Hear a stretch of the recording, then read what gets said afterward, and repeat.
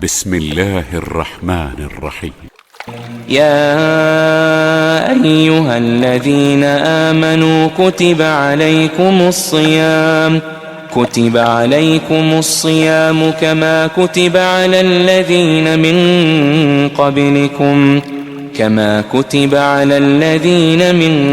قبلكم لعلكم تتقون. الصلاة والسلام على رسول الله وعلى آله وأصحابه ومن تبعهم بإحسان إلى يوم القيامة. Ikhwani fi din rahimani wa rahimakumullah.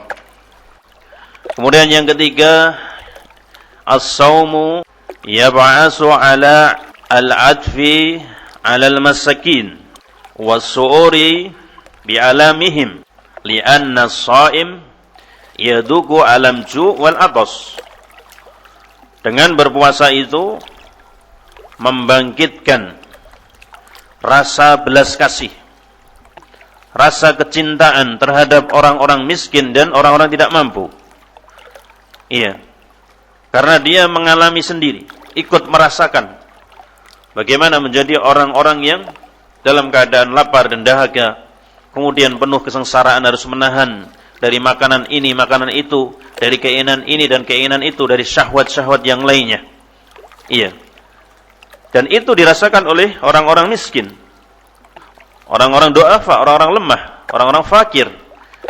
Mereka tidak sebagaimana kita dari kalangan kita yang mampu, yang ketika mereka menginginkan A, dia beli A, menginginkan B, dia beli B, menginginkan makanan enak, dia makan enak, menginginkan minuman-minuman yang lezat, dia beli. Tidak seperti kita yang mampu. Sebagian dari kalangan orang-orang miskin, mereka makan dalam keadaan makan makanan enak itu mungkin seumur hidup sekali. Coba tanya orang-orang fakir miskin, tanya kepada mereka, Pak, kamu makan steak dari daging import berapa kali seumur hidup? Ada yang jawab tidak pernah. Ada yang jawab tidak pernah. Kemudian sebagiannya tanya, kamu pernah makan burger, Pak? Burger itu apa? Makanan apa itu burger? Enggak tahu. Ini kalau kita selami alam-alam mereka. Kemudian apalagi kalau kita mengunjungi rumah-rumah mereka, melihat keadaan mereka, bagaimana tidur mereka. Kemudian tempat duduk mereka, bagaimana dapur mereka, bagaimana toilet mereka dan seterusnya. Maka akan timbul rasa belas kasih kepada mereka. Rasulullah SAW bersabda, "Abguni bidu'afaikum, fa inna tunsaruna wa turzakuna bidu'afaikum." Carikan saya orang-orang yang lemah, orang-orang yang du'afa, karena agama kita ini ditolong, di antaranya adalah karena mereka, karena kelemahan mereka, karena orang-orang du'afa itu. Maka tak heran di zaman Rasulullah SAW, dakwah yang pertama kali ikut dalam dakwahnya Rasulullah SAW bukan orang-orang yang punya kedudukan tinggi, bukan orang-orang yang kaya, tapi para budak, janda, orang-orang yang masih belia, muda usianya dan seterusnya, dari kalangan orang-orang yang lemah.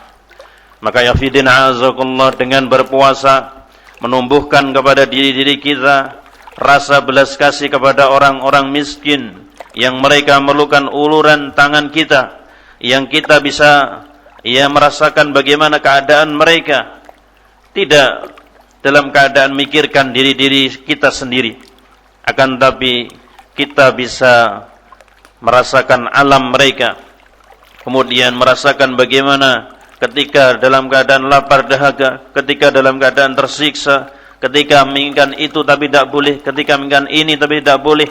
Ini semua sebagai tarbiyah kepada kaum muslimin supaya mereka menyayangi orang-orang yang miskin dan du'afa. Inna fidina azakullah. Kemudian yang keempat, dengan puasa seseorang diharapkan menjadi seorang yang penyabar, karena itu adalah arti puasa sendiri. Sehingga ketika seorang nanti keluar dari bulan Ramadan, kita lihat sikapnya, kita lihat bagaimana ucapannya, kita lihat bagaimana gerutu dalam hatinya. Iya, karena makna sabar sebagaimana yang dahulu pernah saya sebutkan dan antum telah belajar ya dari bab itu, yakni maknanya apa? Sama. Habsun nafs, sama dengan as-saum, yaitu al-imsak, menahan. Iya. Kalau saum al-imsak 'anil muftirat min tulu'il fajri ila ghurubi syamsi ma'an niyyah ta'abud lillahi ta'ala, kalau dinamakan saum itu adalah seorang menahan dari pembatal-pembatal semenjak fajar kedua sampai kepada ya maghrib karena niat lillahi ta'ala. Nah, kalau as-sabr ini adalah fi hayati, dalam kehidupan mereka harus senantiasa menahan diri. Iya. Kalau puasa kan cuma latihan dari pagi sampai sore. Kalau sabar itu adalah fi kulli hayati. Setiap hayatnya, setiap hidupnya dia harus sabar. Ini afidina azakullah, yakni bersabar dari menggerutu, bersabar dari berkata-kata yang tidak baik, bersabar dari melakukan sesuatu yang tidak sesuai dengan apa yang diajarkan oleh Rasulullah SAW. Maka dijelaskan oleh Imam Ibnu Qayyim, yakni ala ta'atillah wa an maksiatillah wa ala qadari khair wa syarri. Terus di atas ketaatan, kemudian terus tidak bermaksiat, jangan sampai bermaksiat. Kemudian yang ketiga, dia senantiasa bersabar atas ketentuan Allah yang baik maupun yang buruk. Nah, ini di antara hikmah ketika seseorang menjalankan puasa, menjadikan ya orang-orang yang berpuasa tersebut sabirun, orang-orang yang penyabar. Dan hendaklah kita cek pada diri-diri kita, semakin kita sering menjalankan puasa, ya, kemudian dari tahun ke tahun, lihat pada diri kita, apakah semakin bersabar atau semakin menjadi seorang yang pemarah, atau seorang yang emosional, atau seorang yang menyelisih syariat, atau seorang yang banyak maksiat, atau seorang yang dia menggerutu dengan takdir Allah Subhanahu wa taala yang baik pun yang buruk. Maka itu bisa dilihat pada diri-diri kita. Kalau semakin orang tambah usianya, bertambah usianya, dia menjalankan puasa Ramadan,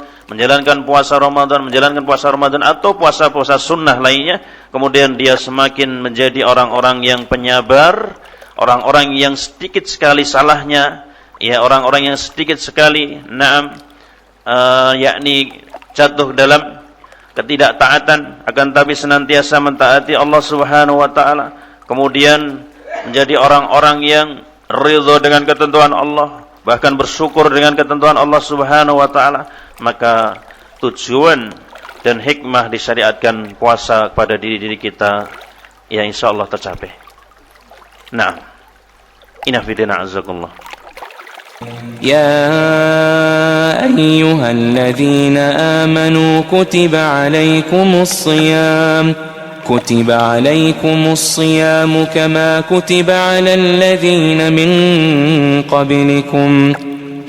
كتب على الذين من قبلكم لعلكم تتقون